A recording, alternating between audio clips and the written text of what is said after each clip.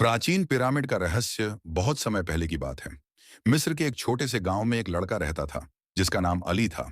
अली बहुत जिज्ञासु था और उसे रहस्यमयी कहानियां सुनना बहुत पसंद था। उसके दादा उसे अक्सर मिस्र के महान पिरामिडों की कहानियां सुनाते थे। वे विशालकाय इमारतें जिन्हें फिरौन के आदेश पर बनाया गया था और जिनमें अनगिनत रहस्य छिपे थे। अली को हमेशा एक सवाल परेशान करता था। क्या सच में पिरामिड के अंदर कोई रहस्य या खजाना छिपा है?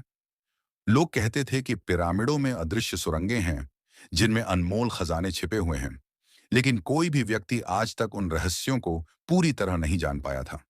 यह सोचकर अली की जिज्ञासा बढ़ती ही जा रही थी। एक दिन गांव में एक बूढ़ा यात्री आया। उसकी लंबी सफेद दाढ़ी थी और उसकी आंखों में अनोखी चमक थी। वह एक पुराना नक्शा लिए हुए था जो बहुत ही पुराना और रहस्यमय लग रहा था। अली ने उत्सुकता से उस यात्री से पूछा, बाबा, यह नक्शा कहाँ का है? बूढ़ा यात्री मुस्कुराया और बोला, यह नक्शा उस रहस्यमयी पिरामिड का है जिसके अंदर अनमोल खजाना छिपा है, लेकिन उसे पाना आसान नहीं है। अली ने उत्सुकता से पूछा, क्यों? वहां जाने में क्या परेशानी है? यात्री ने गंभीर होकर कहा, पिरामिड के अंदर कई जाल और रहस्यमयी दरवाजे हैं। केवल वही व्यक्ति अंदर जा सकता है जो दिल से बहादुर और दिमाग से तेज हो। अली ने तय कर लिया कि वह इस रहस्य को जरूर खोजेगा। अली ने अपने सबसे अच्छे दोस्त उमर को इस बारे में बताया। उमर को भी रोमांच बहुत पसंद था। दोनों ने तय किया कि वे रात को चुपचाप पिरामिड की ओर जाएंगे और नक्शे की मदद से उसका रहस्य खोजने की कोशिश करेंगे। अगली रात जब पूरा गांव सो रहा था, अली और उमर एक जलती हुई मशाल लेकर पिरामिड की ओर चल पड़े। रात के अंधेरे में विशाल पिरामिड किसी दैत्य की तरह खड़ा था। हवा ठंडी और डरावनी थी, लेकिन उनकी हिम्मत मजबूत थी। जब वे पिरामिड के पास पहुंचे तो उन्होंने देखा कि नक्शे पर एक खास जगह का निशान बना हुआ था। वहां की दीवार पर कुछ अजीब निशान थे। अचानक चंद्रमा की रोशनी उन निशानों पर पड़ी और दीवार पर एक गुप्त दरवाजा खुल गया। दोनों दोस्तों ने धीरे से अंदर कदम रखा। जैसे ही वे अंदर गए, दरवाजा अपने आप बंद हो गया। चारों तरफ अंधेरा छा गया।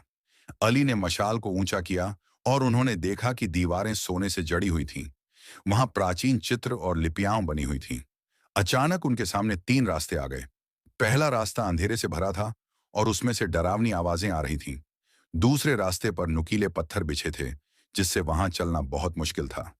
तीसरा रास्ता चमकदार था, लेकिन उसके अंत में एक विशालकाय संगमरमर की मूर्ति खड़ी थी। अली और उमर ने नक्शे को ध्यान से देखा। नक्शे पर एक संकेत था, सही रास्ता वही है जो ज्ञान की ओर ले जाए। अली ने गौर किया कि तीसरे रास्ते पर एक प्राचीन किताब रखी थी। उसे याद आया कि बूढ़े यात्री ने कहा था, सच्चा खजाना ज्ञान में छिपा होता है। उन्होंने हिम्मत जुटाई और तीसरे रास्ते पर बढ़ने लगे। जैसे ही वे मूर्ति के पास पहुंचे, मूर्ति के हाथ में रखी किताब खुद ब खुद खुल गई और उसमें से एक तेज रोशनी निकली। रोशनी के गायब होते ही उनके सामने एक गुप्त कक्ष खुल गया। उस कक्ष में अनगिनत प्राचीन किताबें, रहस्यमयी लिपियां और ज्ञान से भरी हुई स्क्रॉल्स रखी थीं। अली ने एक पुरानी किताब उठाई जिस पर लिखा था, जो ज्ञान खोजेगा वही इतिहास का हिस्सा बनेगा।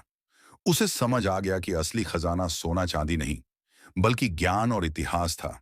वे दोनों किताबें और कुछ स्क्रॉल्स लेकर बाहर निकल आए। अगले दिन अली ने गांव में सभी को इस रोमांचक सफर के बारे में बताया।